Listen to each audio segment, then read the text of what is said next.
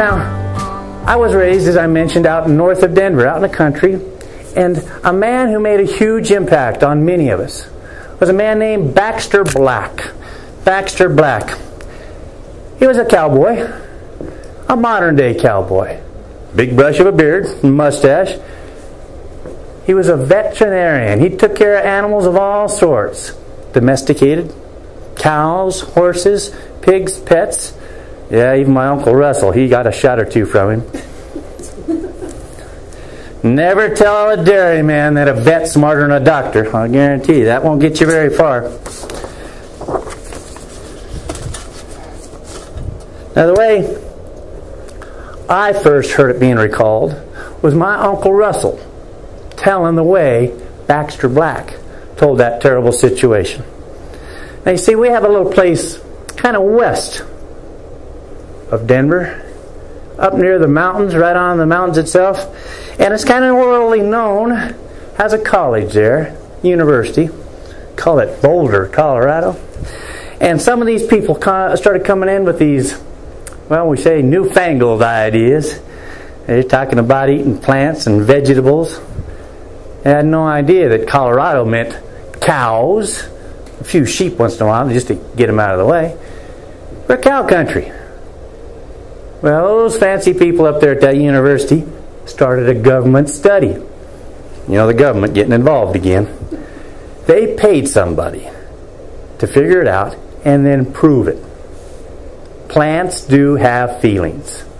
The darndest thing. Well, Baxter, being a wise man, he read that study. But as a cowboy, he woke up with nightmares. Nightmares, I tell you.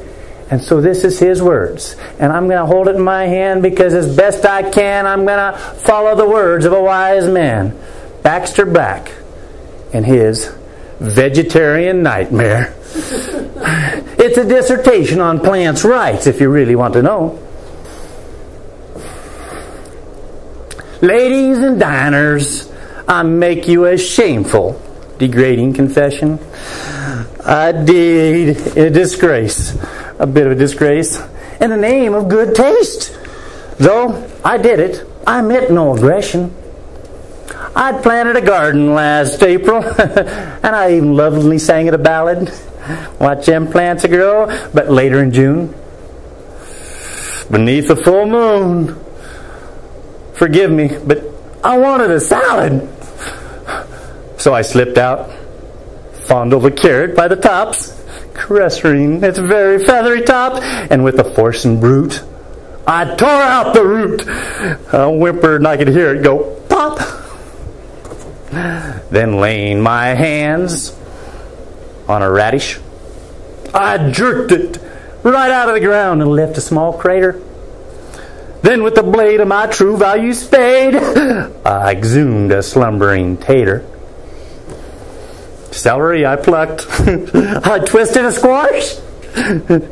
Tomatoes were wincing with pain and fear. I choked the romaine. It screamed out in pain.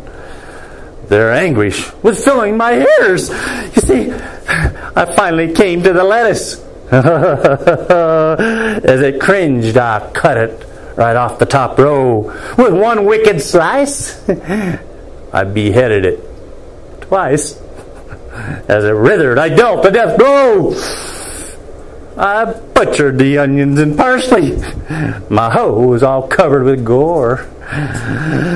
I chopped and I whacked without looking back. You see, and I stealthily slipped back in my back door.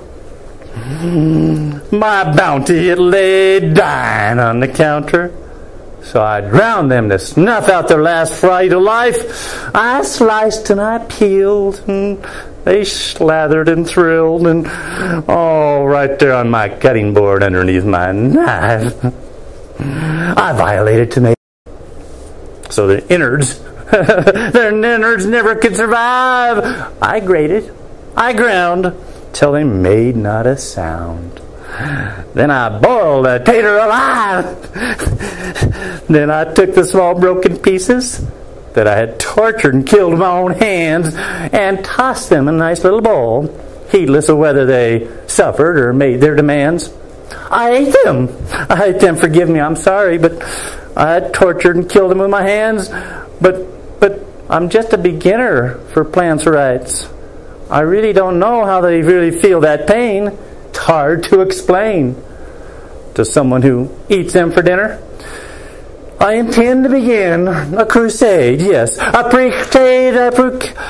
crusade for plants' rights. Yeah, even Cleveland chickpeas.